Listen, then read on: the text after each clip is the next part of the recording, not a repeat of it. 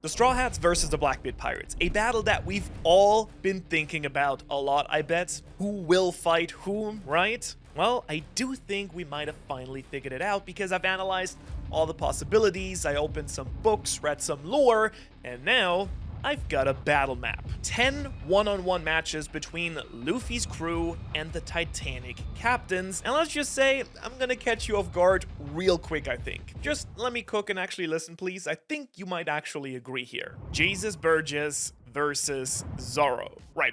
I already know what you're about to say. Manu, washed, cooked, psycho. Zoro, of course, has to be the one to fight Shiryu. It's swordsman versus swordsman, and it's the most obvious matchup, like, ever. And sure, I mean, if you want to think lame, I like to think more thematically. And thematically speaking, Jesus Burgess is the ideal crewmate for Zoro to actually go hand-to-hand with. Here's why. Zoro's enemies throughout the series are a mix of three types of characters: swordsman, right hands, and the biggest threat. Point being that he doesn't always have to fight the guy with the swords, he fights whoever is the biggest problem that Luffy can't actually deal with right now, or, even more importantly, the vice captains of certain crews. Pika is a great example of this. So if someone's saying that Zoro needs to fight a swordsman, then they're just not reading the same series, I think.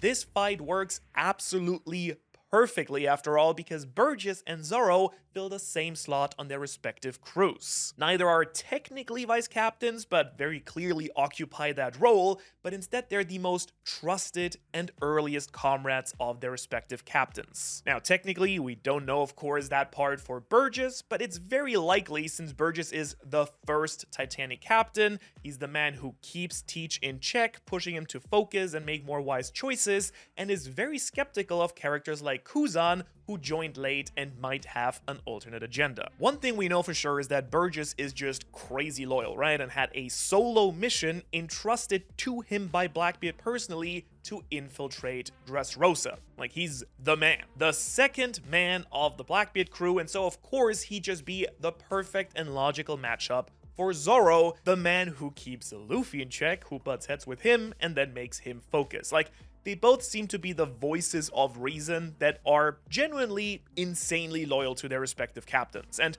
from a fighting perspective, by the way, it's also absolutely great, I think. Zoro is all about raw power behind his technique, right? He constantly is lifting weights, cutting massive objects, and just flexing raw, insane strength. And Burgess is pretty much the same and even has the strength fruit, so when it comes to a display of raw physical power, these two are just the beasts and the bests to do it. And you might see how this might then play into their clash, because I don't actually think that we should be looking at these fights as one-on-one brawls to the absolute death. I think it's far more likely and honestly just way more fun if these fights end up being part of a massive Davy back fight. After it was revealed that his pops Zebek was all about these duels, I immediately thought that this is how the Straw Hats and the Blackbeard Pirates will finally settle their scores well in the end. Like, it kind of fixes the glaring power issue between some of the crew members, and it genuinely explores more of the characters than just,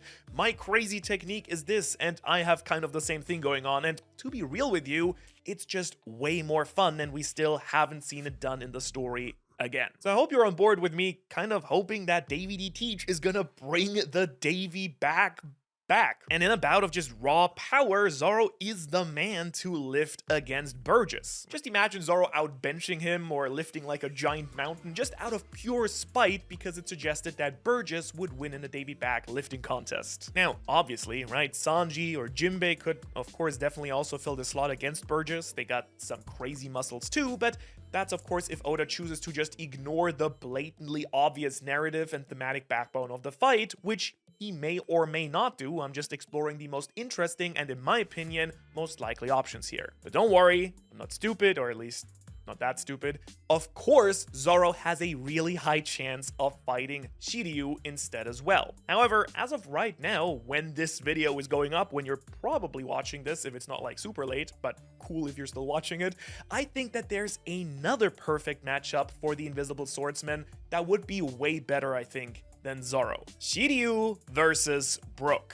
Yes, Brook, the humming swordsman, the Straw Hat's other swordsman who is being revered for his own sword skill could be a much better choice here, especially because this would instead be a clash of devil fruits and blades, and not just blades and one dude's invisible. I mean, you know, cut, chop, chop, whatever, but I kind of want to see the powers interact if it is just going to be an all-out sludge fest. And Brook's ice, if you've never thought about it, is a perfect prime counter to Shiryu's abilities. Like, that frost and ice that he creates through the sheer chill of the soul of his underworld could create the perfect counter to Shiryu's invisibility, because it's really hard to be stealthy when the air around you just reveals your own location. Plus, I honestly just want to see Brook's sword skills be put to use in the more modern era. He does have some really cool moves, honestly, but he doesn't really ever get into like true sword fights with other skilled swordsmen. And the way that I see it, there's just this awesome narrative moment for Zoro to trust Brook in this clash to slice him down,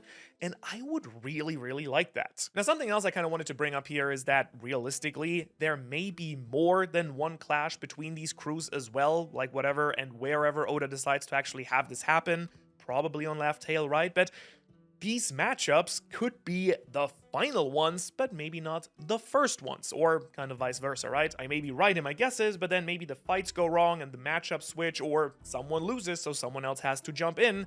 I do think that there's a lot of potential for something like this actually happening. Like in this fight, maybe Zoro does fight Shiryu, can't figure out the invisibility thing, and then Brook steps in to win it because Zoro is needed elsewhere with a much bigger threat. Or Brook starts, but just can't keep up with Shiryu, and then Zoro watches, learns, and slices Shiryu down later. Maybe pulling that move that Shiryu pulled on Moria. Or on Garp, now that I think about it. He pulls that move a lot. Like, I will admit here, there is a very important point to discuss, which is of course Brook's backstory and how it might connect to Shiryu's, because Brook fighting Shiryu, to me, truly depends on if this mystery man at the end of chapter 1158 is related to Shiryu or not. You might already know the answer to this when you're watching this, because if the man who is in the room with Gunko and Ryuven during his death is in fact related to Shiryu, like Papa Shiryu or something, or maybe even Shiryu himself somehow, like this could be a perfect salty run back for Brook, like vengeance for his fallen comrades of Hesperia Kingdom. Catarina Devon versus Nami. Now, this one is truly very simple, right? Fox versus cat. Beauty versus ugly. Thematically, it's pretty awesome, I think. Nami is, of course, the cat burglar from very early on in the story, and Devon is the sneaky kitsune, a fox. They do occupy the same role both in universe and in the real world, like hunters who rival each other seeking their prey, and I do think that Oda could very well play on this exact role with these two duking it out one way or another. Davy back or not, this might just be an all-out girl fight, and I think that Devon herself kind of craves Nami. Remember, it's revealed during the Amazon Lily raid that Devon wanted to take the head of Boa because she's beautiful. That's like her favorite hobby after all. Quite frankly, it could just be as simple as Devon wanting the same thing with Nami. This is also why I think that there's a fairly high chance that Robin is gonna fight Devon too, but if you forced me to put some money on it, I would say Nami versus Devon. Because there's also some really fun wordplay and folklore stuff that I think Oda might want to play with here as well. Because at first, like, foxes and rain, storms, yada yada, like, doesn't really seem super connected, but they actually are. Kitsune, the nine-tailed fox, amongst their many trickster abilities, also can control the weather. In fact, in Japanese, there's a phenomenon known as kitsune ame, like the fox's wedding, a Japanese traditional term for a rainstorm or when it starts raining while the sun is still out and while it's actually blue sky. In Japanese myth, it's kind of said that this is a direct result of the mythical foxes trying to scheme and hide their weddings, and there's a fairly good chance that among her transformational powers, Catarina Devon, being a mythical devil fruit user, can also just tap into the weather powers of a kitsune, which would just make her a perfect challenge for our weather queen, Nami Swan. Plus, I will admit here, I still think that Nami might be connected to Zaza, the rain goddess, in some way, shape, or form, and this would of course be the perfect time to pull out some of these lineage factor god powers, if she actually has some of them. I don't know how you feel about that. I know for a fact that this is the matchup that's gonna get the most questions, but I really like this one the more I think about it, honestly. Speaking of which, I've been thinking a lot about you joining the Ohara Patreon recently and gaining access to all that premium content on it. So if you like me or what we do here with my team and want more One Piece goodness and support what we do here, go check it out, link below. Onward to the next one. Lafitte versus Robin. Alright, let's face it. Lafitte is just the biggest mystery within the Blackbeard Pirates next to Blackbeard himself. And that mystery is exactly why he feels like such a natural opponent for Robin. She will crack his coat. She will solve him. My intellectual queen will uncover all the secrets of the world, including, hopefully, Lafitte here. I know that a lot of people tend to suggest Brook versus Lafitte because of their gentlemanly supernatural aura, and for the same reason, people toss out Sanji here sometimes as well, but I don't really know. I just don't think they're the right pair here. I think if you really look at it properly and go a little bit deeper, the more Robin just begins to feel really right. They're kind of pretty much the perfect pairing for the same reason that Burgess and Zoro are, because both Lafitte and Robin do occupy like shockingly similar roles within their respective crews. You know what I mean? Like they're the intellectuals, the geniuses, the ones burdened with knowledge. So if the Davy backfight angle is used here, these two could get into a variety of trivia, puzzle solving, or just like some weird mental standoffs. I'd personally absolutely love to see that. Like it'd be like a really fun switch up for Oda to do and really show off just how useful Robin's brain really is, and also just how crazy smart she is, honestly. I don't know, like you let me know, but I just feel like they're so perfect, dude. Robin has spent her entire life uncovering secrets that the world government desperately wants buried, right? Lafitte, meanwhile, has repeatedly appeared with information that seemingly comes out of nowhere, whether he's infiltrating Mauritius somehow, recommending future targets to teach, or keeping direct tabs on the Revolutionary Army, the people who trained Robin. Lafitte is a very involved man. I can totally just see Robin throwing hands after hands after hand, right? Just like literally so many hands with Lafitte in order to defend the revolutionaries. Right now, Lafitte is scheming something involving them, and Robin is also scheming with the revolutionaries that we don't know, actually very fitting, and might end up being the light of the revolution and their big savior. And come on, if that's not selling you on it, why? Do you hate me? No, okay, I kind of get it, but it's seriously even more simple than just that. They both got wings, and they both can fly, right? Like, Robin gained the ability to sprout wings and fly through her devil fruit, while Lafitte, I guess, appears to possess some sort of angelic or avian devil fruit that lets him spread his wings and fly like an eagle. They're both these graceful geniuses, and I do think they ought to lock into some cerebral warfare. The exact opposite of the next matchup, funnily enough. Sanjuan Wolf versus Loki. Now, of course, this section is heavily assuming that Loki's actually joining the Straw Hats, which he totally might not, even though it would crush me once again, like Yamato not joining crushed me. I feel like he absolutely should. I do love myself, my sweet pink-haired boy, but I mean, to be fair, he might not, right? Doesn't really matter, because he still might just have to be the guy who beats down Sanjuan Wolf big style anyways, simply because only Loki can get that big himself. I mean, the connection here could have been Goda's Goda foreshadowing in action. Oh, that's because we learned that Sanjuan Wolf's fruit was the strongest in his hands because he was already a giant that then ate the huge fruit, making him the largest giant in existence by like a landslide, right? At least until we learned that Loki's fruit, the Nidhogg fruit, has a very similar scaling thing going on as well. As we found out, Loki is just absolutely titanic in his Nidhogg fruit, larger than Sanjuan Wolf, I think. Probably. I mean, who knows how Oda will actually scale it in the end. It's kind of odd. For many years, Wolf has been one of the hardest Blackbeard pirates to just assign a matchup to in general because, like, I guess Usopp was always something of a contender for the David and Goliath thing a little bit, but I also think that Usopp just got a pretty clear-cut matchup that fits way better that I'll get into in just a moment. His sheer size creates just this very obvious problem that most Straw Hats simply aren't enough to engage him in a satisfying fight. I mean, I guess Franky can become bigger, Robin can create some giant limbs, Luffy can become pretty big, but he has obviously another fish to fry. neither truly solves the crazy scale issue that Wolf actually presents in a fight or any competition. And I mean, come on, like, who doesn't want to see a giant black dragon wrapped around an island-sized pirate? I mean, if we've learned one thing, it's that Loki has a lot of pride and a lot of arrogance, right? And I don't really think he'd settle for this nobody suddenly being bigger than him. So you gotta rock him like a hurricane, Loki. Yeah, maybe they can have like a big race too. That'd be kind of fun, especially if Oda rightfully would be worried about just Loki immediately blasting Wolf to smithereens too quickly with lightning and ice death beams and stuff like that. So I guess for the sake of it or whatever here, like, I mean, I'll also mention that Robin or Franky would also be decent options here, right? A giant island-sized mecha Franky or a super massive demonial Fleur Devil Robin could also scale to help fight Wolf. And of course, they're the legitimate Straw Hats on paper right now, while Loki isn't, so it kind of felt wrong not bringing it up at the very least. But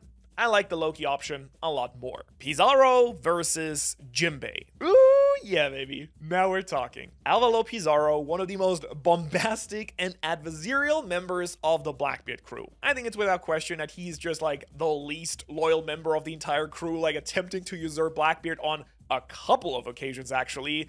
Jokingly, but actually not that jokingly, I think. This aspect of his character is why I kind of genuinely think that Jinbe, the man who would absolutely just die for Luffy time and time again, is the absolute perfect matchup here. Now, I'll also preface that I think that there may even be a deeper connection between Jinbe and Pizarro anyways, but that's of course not confirmed. You know, like Pizarro's horns and like the cat quotes and the vibes overall, like there's something not human about him. Like at first I kind of thought that he might be this like catfish fishman hybrid Oni thing, and I mean that could still very much be the case, but I also found something else while learning more about Pizarro, because did you know that his favorite food is shark fin soup? So this man might just try and eat Jinbe. I mean, probably not, but maybe. I mean, cat guy wants to eat fish, man.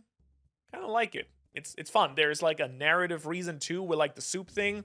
So I'll be absolutely here for it, but really, I kind of want this to be the ultimate clash between land versus the sea, right? Like, hopefully you caught on to that when I showed the pairing off to begin with.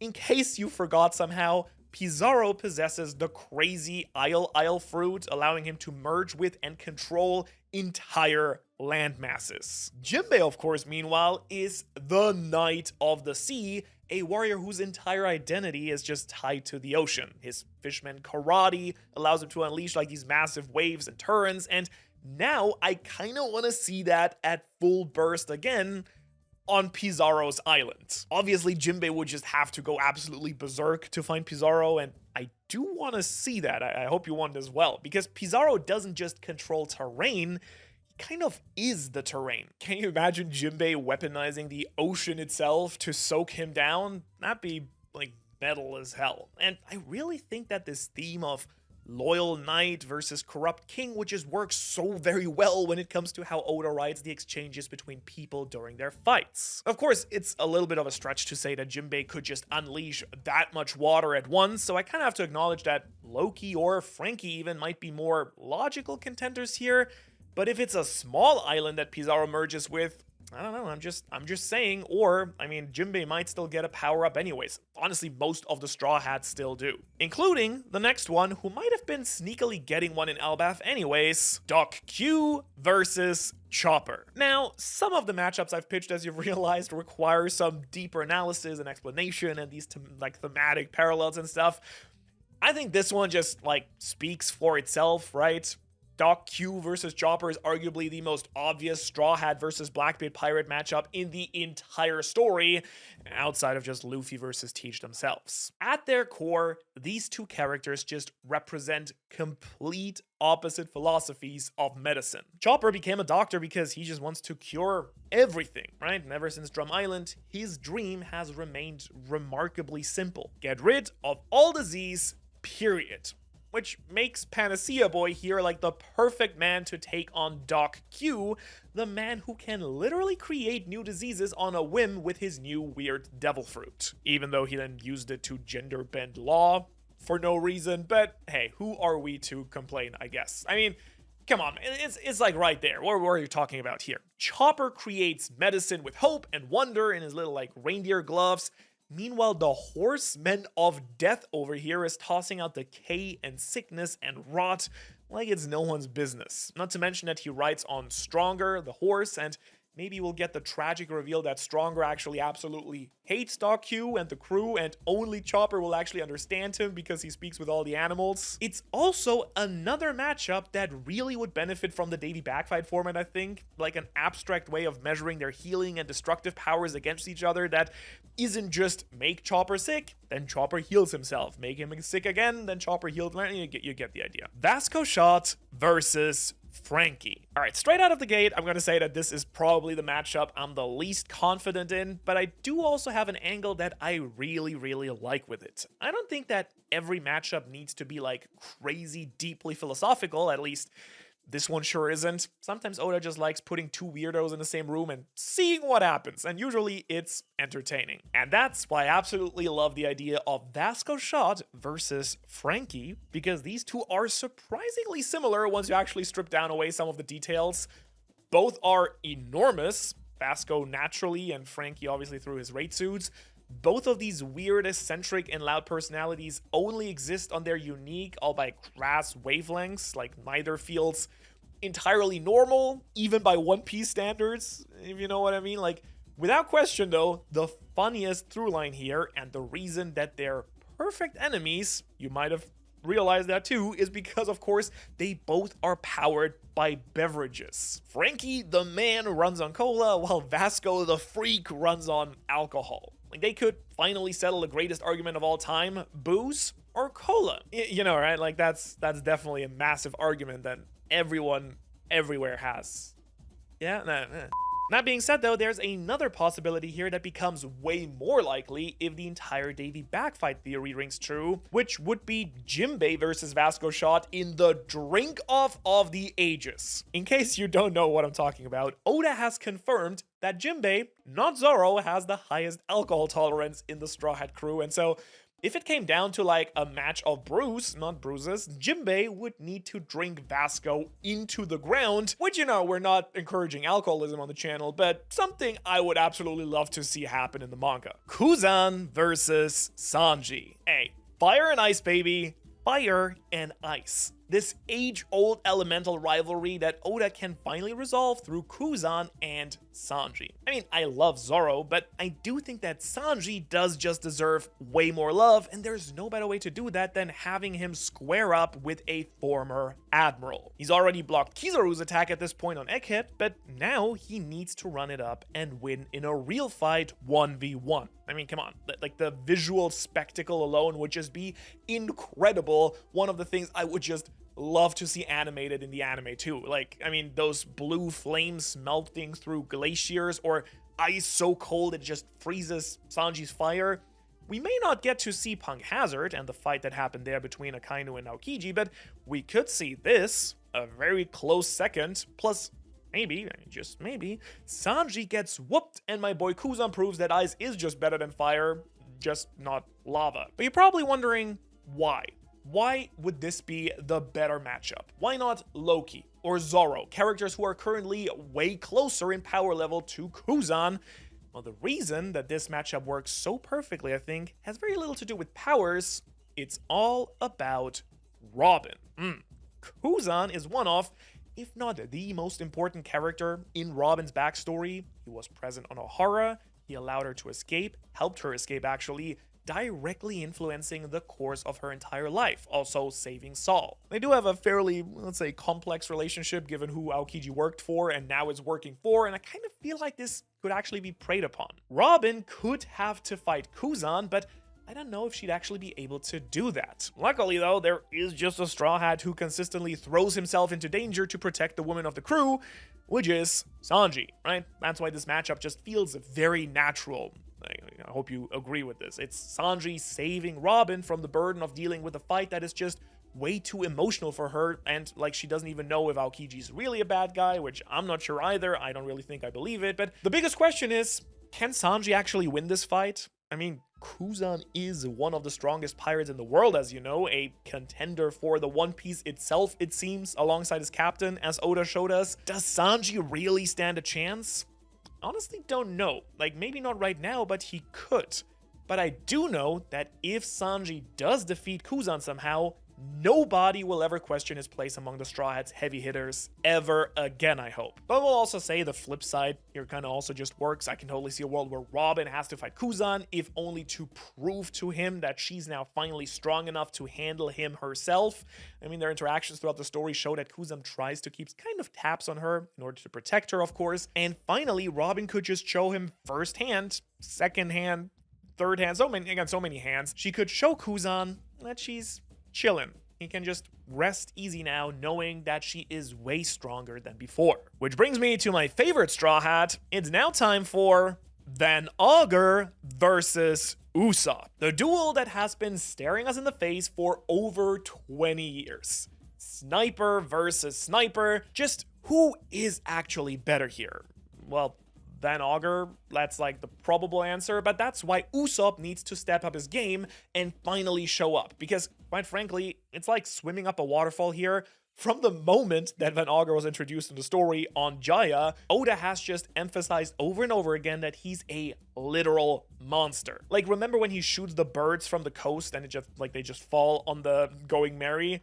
Like, that's still to this day just absolutely insane, man. And that's not even half of it, because since then, he's gained a devil fruit that allows him to teleport, literally making him like the ultimate sniper. He can just snipe, and then if someone like comes too close, he just teleports away. So Kyle Augur over here is just leaps and bounds above Usopp right now. I mean, sure, he's gotten a lot braver, and he's had like a lot of key moments. And again, he's just my favorite Straw Hat at this point, having overtaken Zoro, but he's not at the level of Luffy, Zoro, Sanji, and Jinbe. Like, he's not even at the level of Brook, Robin, Nami, Chopper, or Franky, I think, if we're being honest. Like, that's just a whole crew. Usopp still feels like the weakest, and it's not even a question, I think. And that's why this fight matters a lot, because Van Augur represents everything that Usopp wishes that he could become. Elite confidence, precision, reputation. He's the real sniper king as far as we're all concerned at this point, which is why Usopp really needs to master his observation hockey and kick this dude's butt. Usopp needs to do it for his captain because he owes it to him, but also for himself, though I'm really confident that he'll get strong in the process. That being said, though, I don't know if Usopp's ever gonna awaken Conqueror's Haki. As cool as that would probably be like him fulfilling his dream immediately. But that also means that probably a lot of the Straw Hats who won't get Conqueror's Haki, right now it's just Luffy and Zoro and maybe Sanji. Like, it doesn't feel like there's gonna be enough people to actually deal with the 13 Holy Knights. Luffy's gonna need some other Conqueror Haki users to deal with them. He's gonna need his own demon commanders. And if you want to know who I think will be Luffy's commanders versus Imu's 13 like top tier contract fighters, you can check out that video right here. Otherwise, thanks so much for watching. Thanks to our fantastic Patreons. Are they on top of me? Okay. And I will hopefully see you in the next video, and have a fantastic remaining day.